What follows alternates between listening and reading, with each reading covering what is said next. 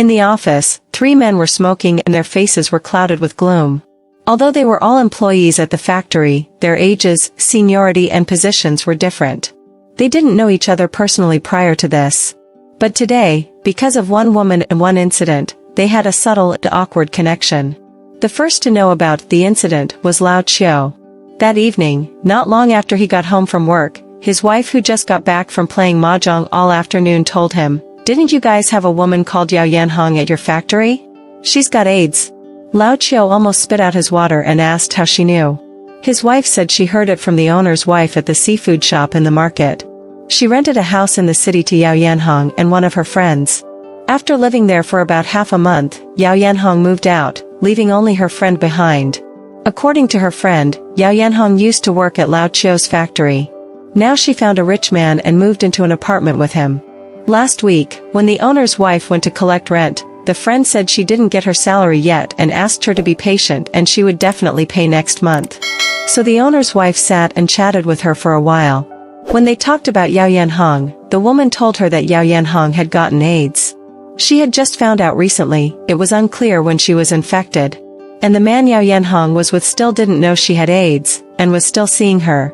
I heard that man hadn't touched his own wife for a long time.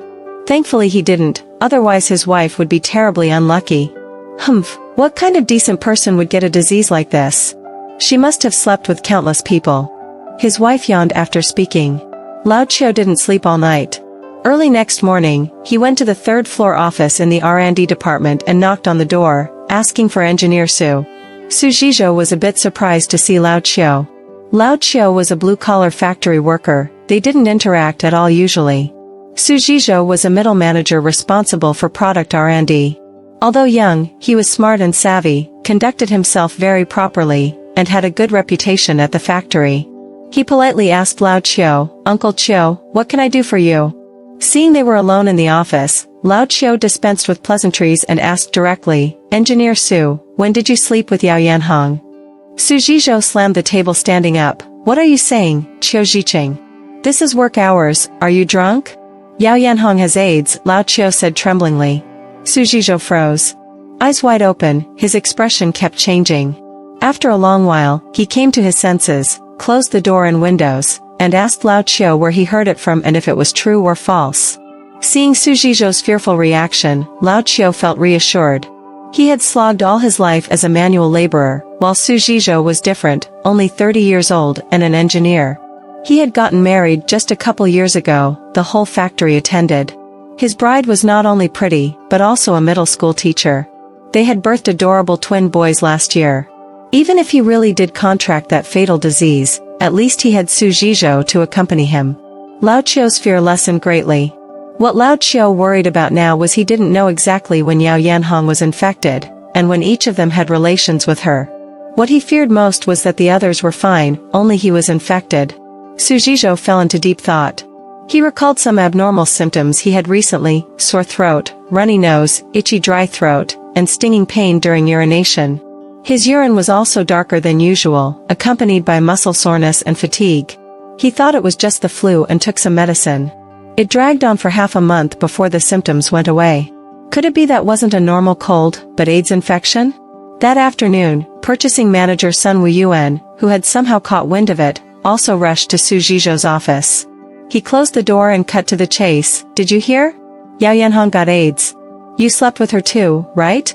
Although the factory was big, a loose woman like Yao Yanhong who fooled around with people was hard to keep secret. It was a testament to her skills that she later climbed up the ranks and quit her job. Otherwise at least half the men at the factory would have fallen for her. This was Lao Qiu's extremely exaggerated idea that couldn't be verified. Currently they could confirm that besides himself, Su Zhizhou and Sun Wuyuan had relations with Yao Yanhong. The 3 men coming together revealed a lot of information. Yao Yanhong had borrowed money from all 3 of them. And Lao Qiu finally understood why Yao Yanhong went through so much trouble seducing even him, a near 50-year-old blue-collar worker. It wasn't that she had peculiar tastes or liked his type. It was because among the 3 of them, he was the most honest and willing to obediently give her money. She sought out Su Zhizhou simply because she wanted to sleep with him. Su Zhizhou was young, talented and handsome. Nothing strange about wanting him. She went to Sun Wuyuan because he worked in purchasing, so she thought he made big bucks. But Sun Wuyuan was sly and stingy. He slept with her but didn't give her a penny. So she set her sights on Lao Qiu. Perhaps knowing he didn't match up to such a young and charming lover, Lao Qiu was especially generous to her. After submitting her resignation to HR, Yao Yanhong borrowed 50,000 yuan from each of them at the same time. Su Zhizhou gave 20,000. Sun Wuyuan only gave 2,000. Only Lao Qiu gave the full 50,000, thanks to his mahjong-crazy wife who controlled the family finances. Even now, Lao Qiu still hadn't figured out how to fill the 50,000 hole. At this moment, Sun Wuyuan asked, "Who else at our factory?" "Lao Qiu, I only know about you two, no one else." Sun Wuyuan looked at Lao Qiu resentfully and disgustedly. He hated that Lao Qiu dared insinuate, and correctly guessed, his relationship with Yao Yanhong. And that he had shared a woman with him, which made Sun Wuyuan lose face. Of the three, Su Zhizhou was the most devastated. He kept kneading his own face, with tears streaming down. He said, "I'm busy these next couple days, but going to the hospital to get tested the day after." "When are you guys going?" Sun Wuyuan, "No need to go to the hospital. They sell test strips online that you can use at home. Accuracy should be decent too. Anyway, I'm not going to lose face at the hospital." Lao Qiu quickly said, "Buy me a set too, however much it costs, I'll pay." Sun Wuyuan glared at him. Su Zhizhou was surprised that Sun Wuyuan, a 40-something man, knew more than him. He also felt it was better than going to the hospital. "Get 3 sets. Don't ship to our homes, ship to the factory." At this point, Lao Qiu had complicated feelings. According to Su Zhizhou, after he discovered Yao Yanhong's ambiguous relationship with Sun Wuyuan, he stopped contacting her. And from what Sun Wuyuan said, after Yao Yanhong started seeing Lao Qiu, she didn't look for Sun Wuyuan anymore either. So that meant he was the last one to be with Yao Yanhong. If Yao Yanhong was infected during that period, wasn't it possible that Su Zhizhou and Sun Wuyuan were fine, but only he got infected? Lao Qiu despaired, as if a hand reaching out from hell had avoided everyone else to grab him by the throat. They wanted to ask Yao Yanhong directly for clarification, but she had already changed her number and they couldn't reach her. At this point, they really had no recourse left.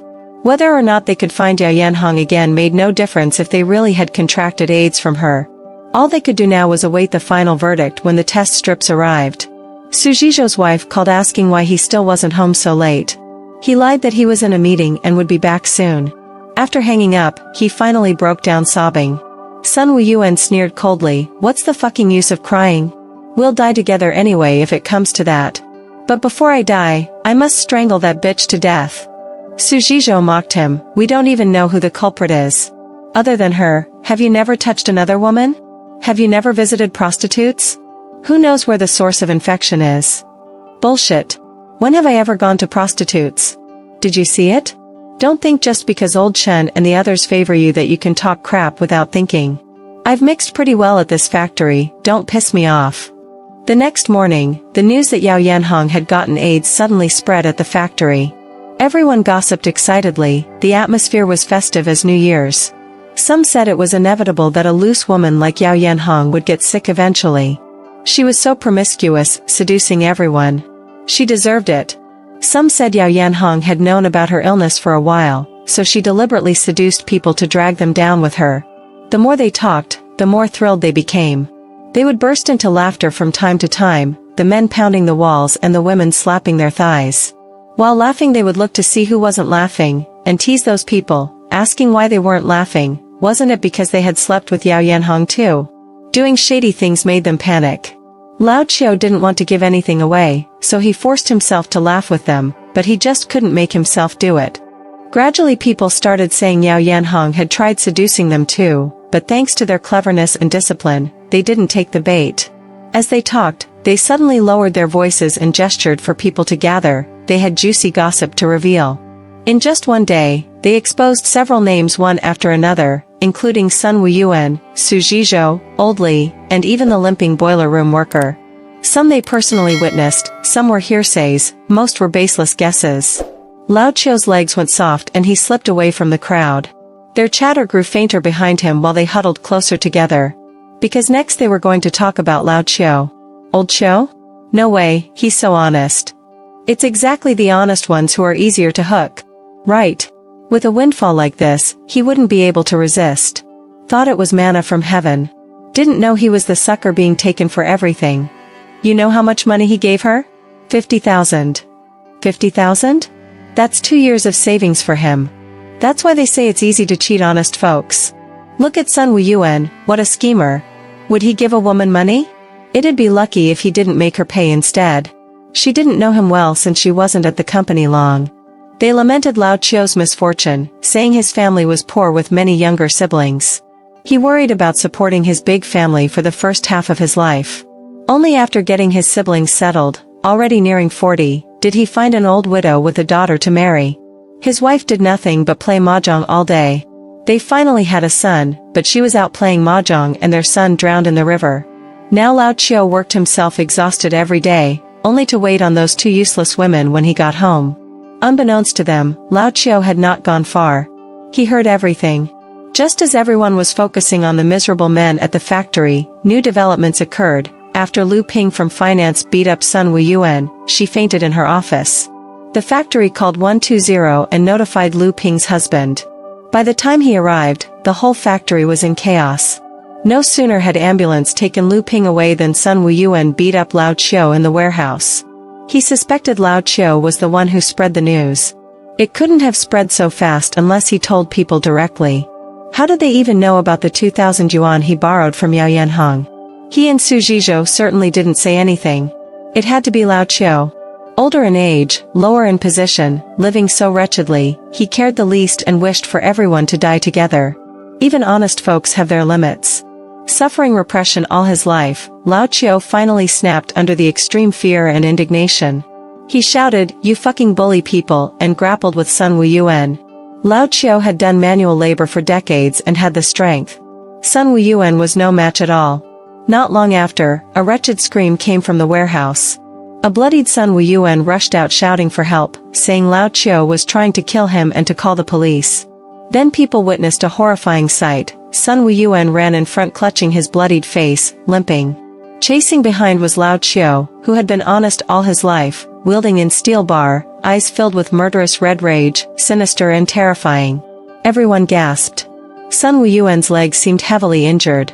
He couldn't run or walk fast no matter how he struggled, screaming in desperation. Someone called the police, but no one dared to stop them. Even the two security guards at the factory didn't dare approach Lao Chio in this state. Lao Chio cackled, "You said we'll die together, then let's die together. I've lived enough.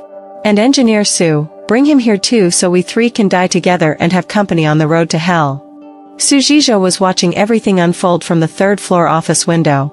Hearing his name, and seeing Lao Chio look up at him, he panicked and retreated 2 steps. Grabbing his coat and car keys, he fled. Speeding in his car, his phone rang but he didn't know who it was. The ringing sound annoyed him. He fished out his phone from his pocket to hang up, but didn't have a good grip and dropped it. As he lowered his head to pick it up, there was a loud crash. Everything went black.